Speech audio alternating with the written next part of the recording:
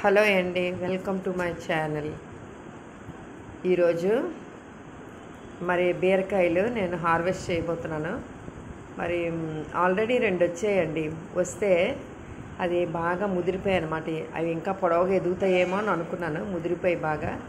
అయితే దాన్ని విత్తనానికి మాత్రం ఉంచేసాను అనమాట. చాలామంది అడిగారు, అందుకే మరి ఎవరికైనా ఇద్దామని విత్తనానికి ఉంచాను. ఇవి మళ్ళీ ఇంకో 3 వచ్చాయండి గ్రో అయ్యేవి. మరి ఇవి కూడా మళ్ళీ ముదిరిపోతాయేమో అని చెప్పేసి వీటిని కట్ చేసేస్తాను అనమాట. ఇది చేయితోనైతే చాలా గట్టిగా ఉంటున్నాయని కత్తిరి పెట్టి కట్ చేశాను. ఇదిగోండి మీకు చూపిస్తున్నాను, చాలా లేతగా ఉన్నాయన్నమాట. అయితే ఇది నేతి బీరకాయ అన్నారు కదా, చూడాలా. చాలామంది చేదు ఉంటుందని అంటున్నారు. చూస్తాను, మరి ఇంట్లోనే గ్రో అయ్యింది కదండి. ఇగో ఇది ఆ రోజు విత్తనాలు కొన్ని వేసాను అనమాట. బెండ విత్తనాలు, తర్వాత బీర విత్తనాలు ఇవన్నీ వేసాను. ఈ బెండకాయ వచ్చింది చూసారా, ఇది ఎర్రగా ఉందండి. ఇది ఇగోండి, ఇది ముదిరిపోయినటువంటి బీరకాయ అనమాట.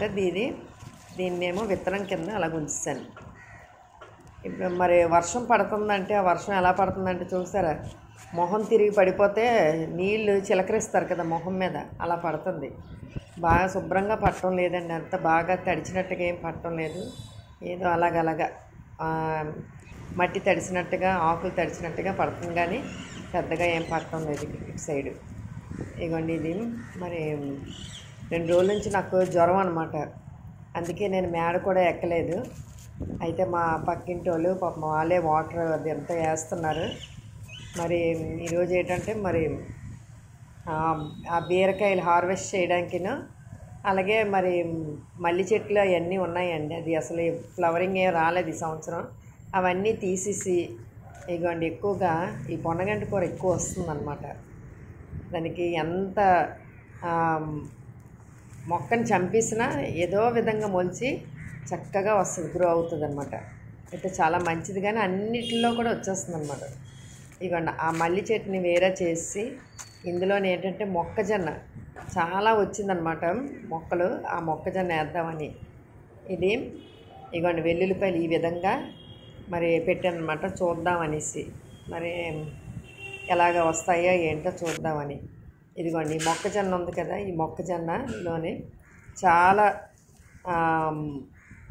దాన్ని ఏమంటారు, పిలకలు అంటారు కదా, అలాగొస్తే దాన్ని ఇదిగోండి వేరువేరుగా పెట్టమన్నారు. ఎందుకంటే బలం సరిపోదు అని చెప్తున్నారు. సరే చేద్దామని. ఇదిగోండి, ఈ ఫ్లవర్ చూసారా, ఇవి ఈ రోజుల్లో ఈ ఫ్లవర్ ఇది ఎంత ఇంపార్టెంటో. ఇది న్యాచురల్ కలర్ కూడా దీంట్లోంచి వస్తుందండి, చూశాను. అయితే ఇది వేడి నీళ్ళు వేసుకొని తెల్లారి తాగితే మంచిదేమని చెప్తున్నారు.